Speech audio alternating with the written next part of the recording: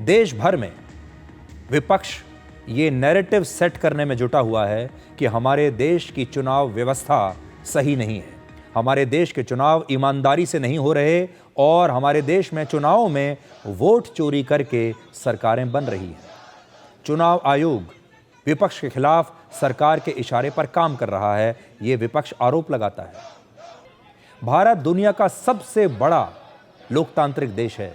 हमारे देश में लगभग 100 करोड़ वोटर हैं, जो किसी देश में नहीं। हमारे देश का चुनाव दुनिया का सबसे बड़ा चुनाव होता है। हमारे लोकतंत्र की सबसे बड़ी ताकत उसके चुनाव है, जिनमें देश का हर व्यक्ति बिना किसी भेदभाव के वोट डालता है और उसे वोट डालने का अधिकार है। यह अधिकार उसे 5 साल में एक बार मिलता है और इस अधिकार का वो पूरी शिद्दत से और ईमानदारी से प्रयोग करता है। लेकिन अगर लोगों के दिमाग में मैच फिक्सिंग की तरह इलेक्शन फिक्सिंग का भ्रम पैदा कर दिया जाए तो लोगों का लोकतंत्र पर भरोसा उठने लगेगा, जिससे किसी भी देश की लोकतांत्रिक व्यवस्था बिखर सकती है। आज कई दक्षिण एशियाई देश चुनी हुई सरकारों को हटाने की एक प्रयोगशाला बन चुके हैं। कई देशों में हमारे आसपास इस तरह के प्रयोग हो रहे हैं। याद कीजिए, पिछले साल बांग्लादेश में छात्र आंदोलन के नाम पर हिंसा भड़काई गई, सरकारी भवनों पर कब्जा कर लिया गया और वहां की चुनी हुई प्रधानमंत्री शेख हसीना को बांग्लादेश छोड़कर भागना पड़ा।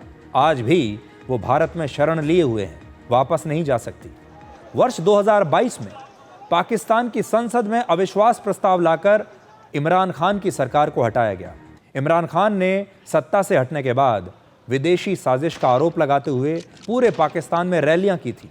उस समय इमरान खान ने बार बार आरोप लगाया था कि उनकी सरकार को गिराने के पीछे अमेरिका है।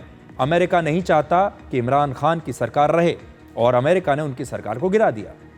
2022 में ही श्रीलंका में आर्थिक संकट और महंगाई का बहाना बनाकर विपक्षी पार्टियों ने जनता को भड़काया और वहां के राष्ट्रपति गोटाबाया राजपक्षे के इस्तीफे की मांग की गई। जनता ने राष्ट्रपति भवन, प्रधानमंत्री आवास और तमाम सरकारी इमारतों पर कब्जा कर लिया। जुलाई 2022 में वहां के राष्ट्रपति को श्रीलंका छोड़कर देश से बाहर भागना पड़ा।